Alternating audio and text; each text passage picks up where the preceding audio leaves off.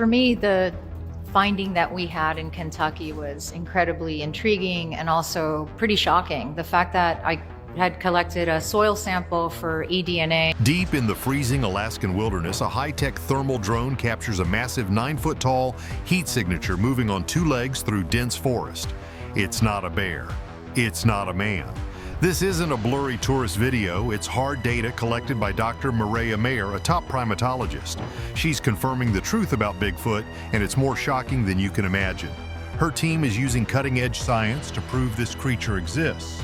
Forget everything you thought you knew about this myth, because the scientific proof is finally here, and it's undeniable. The mayor of Bigfoot country. For centuries, the legend of Bigfoot has been trapped somewhere between folklore and foolishness. You see, many people are crazy about the idea of a giant, hairy ape-man roaming the forests, but the scientific community has, to put it mildly, kept its distance. The story of Sasquatch has been a tale told in blurry photos, questionable footprint casts, and eyewitness accounts that are impossible to verify. It has been a mystery fueled by passion but starved of proof. That is, until now. The entire conversation has been turned on its head by the arrival of one person, Dr. Mireya Mayor. This isn't just another enthusiast with a night vision camera. The thing nobody tells you is that Mireya Mayor is the real deal. She is a Fulbright scholar, a PhD primatologist, and a National Geographic explorer who has spent her career trekking through the most remote jungles on Earth. She's not just some television personality. She co-discovered a brand new species of mouse lemur in Madagascar in 2000, a creature previously unknown to science. This is a person whose entire life has been dedicated to the systematic, evidence-based study of primates. Do you hear that? Something up the canyon. Yeah. Yeah. There's something right there. Her involvement in the search for Bigfoot isn't just a fun side project. It lends a level of credibility to the quest that it has never had before. When she speaks, people in the scientific world listen. And what she's saying now is rocking the boat. What many overlooked is that the search for Bigfoot was never a scientific endeavor. It was a cultural one. But Mayor changed the rules of the game with the show Expedition Bigfoot. Her approach isn't about chasing shadows or hoping for a lucky glimpse. It's about applying a methodical technological assault on the mystery.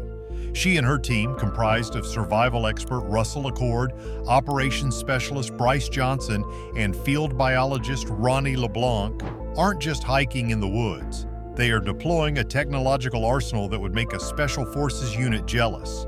They use state-of-the-art thermal drones that can detect heat signatures from hundreds of feet in the air, painting a picture of the forest that is invisible to the naked eye. They employ advanced LiDAR imaging, a technology that uses lasers to map the forest floor with incredible precision, revealing hidden trails and unusual disturbances. Russ, come in. Russell, there is something moving in front of me.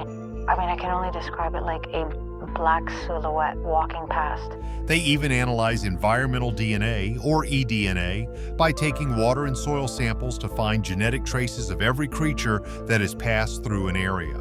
The most shocking fact is that this approach started paying off almost immediately. One of their earliest expeditions took them deep into the notoriously dense forests of the Pacific Northwest. We're talking about millions of acres of old-growth forest, a place where trees stand over 200 feet tall and the canopy is so thick that daylight barely touches the ground. It is the perfect place for something to hide. On a freezing cold night, the team was scanning a remote tree line with a military-grade thermal camera. Suddenly, the screen flared to life. It showed a massive bipedal heat signature standing upright. It was estimated to be over 8 feet tall. This was no bear, which walks on 4 legs and has a completely different heat profile. This was something standing on 2 legs, like a human, but on a scale that was utterly inhuman. For a brief, chilling moment, the figure seemed to turn, and the camera caught the unmistakable momentary glow of eyeshine. They weren't just looking for something, something was looking back at them. The evidence was just getting started, hinting at something far stranger. Building blocks of belief. After the mind-blowing thermal image, the team knew they were onto something huge. But what they found next shifted their investigation from simply tracking an unknown animal to investigating a potential intelligence. You see, a bear or a deer will leave behind tracks and fur, but they don't build things. Deep in a clearing, miles from any road or trail, the team stumbled upon a series of bizarre structures. Several massive trees, some weighing thousands of pounds, had been deliberately broken and arranged into a massive, near-perfect geometric triangle on the forest floor. And you can see this everywhere if you look at the reports. These tree structures are one of the most common elements of Bigfoot sightings. But not all things are what they seem. Skeptics would say it's just storm damage, random fallen trees. But what the Expedition Bigfoot team found was different. These weren't just fallen logs. Some trees were bent into impossible arches, woven together in a way that defied natural explanation. Others were snapped 15 feet up from the ground, a feat that would require enormous strength and leverage. The most shocking fact is the sheer force required to break a healthy 6-inch diameter tree is over 17,000 pounds per square inch.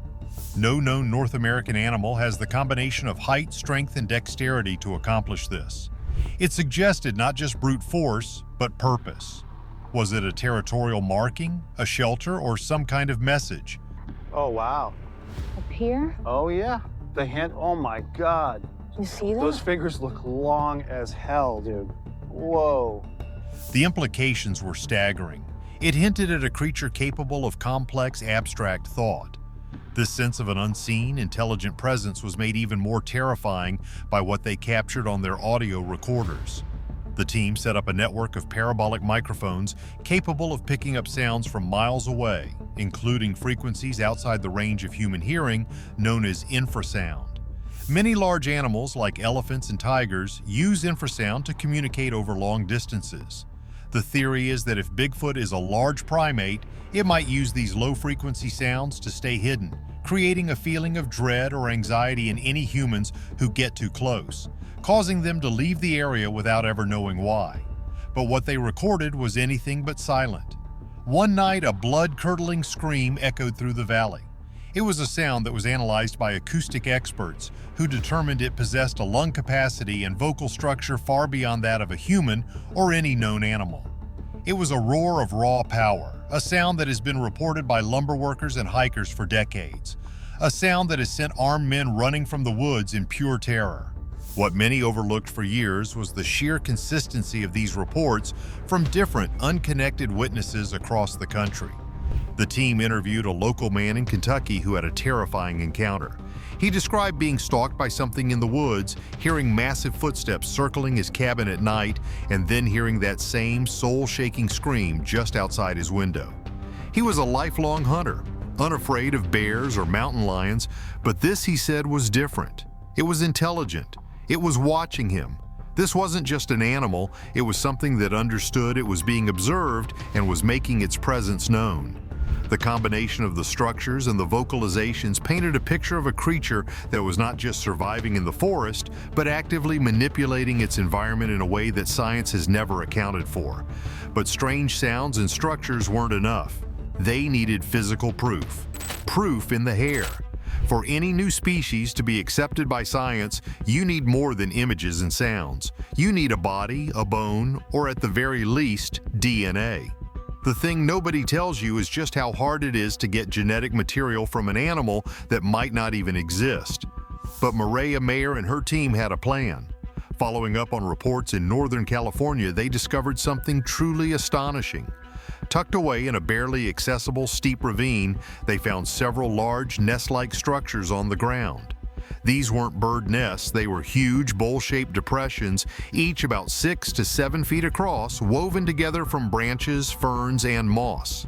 Are you serious? Looks like it's about a few miles up from where you guys are right now. Oh, it's moving right now. If it has that far of a lead on us, it may take us a while to catch up. Do you have any idea where it was headed or where the river leads to? Stand by, let me find out right now. It's a wow factor for sure because great apes like gorillas and chimpanzees are known to build similar ground nests for sleeping every single night. The discovery of these nests in a region with decades of Bigfoot sightings was a monumental breakthrough. It was the first time this specific complex primate behavior had been documented in North America. But the real treasure was hidden inside. With painstaking care using forensic collection kits, the team began to search the nests. Caught on the rough bark and twisted branches were dozens of strands of hair. Some were over 5 inches long with a reddish-brown color. This was the physical proof they had been searching for. The samples were sealed in evidence bags and sent to a specialized independent genetics lab for analysis. This wasn't some home DNA kit. This was a lab that works with law enforcement and wildlife agencies to identify unknown genetic material.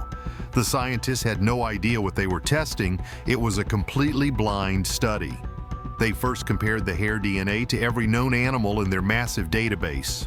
Bear, elk, coyote, wolf, mountain lion, human, you name it. The results came back and they were a complete shock. It was not a match for any of them. The lab confirmed the hair belonged to a primate, but a primate they could not identify. The most shocking fact is that the DNA sequence was a mosaic. It shared some markers with humans, but others were completely unique, unknown to science. To put it simply, according to the official genetic record of life on Earth, this animal does not exist. This was the bombshell. For the first time, a credible scientific process had yielded physical evidence of an unknown primate living in the forests of North America. Mireya Mayor, the scientist who had discovered a new primate before, had potentially done it again, but on a scale that was almost unbelievable. It was no longer a question of if, but what. What was this creature? Was it a surviving Gigantopithecus, a giant prehistoric ape?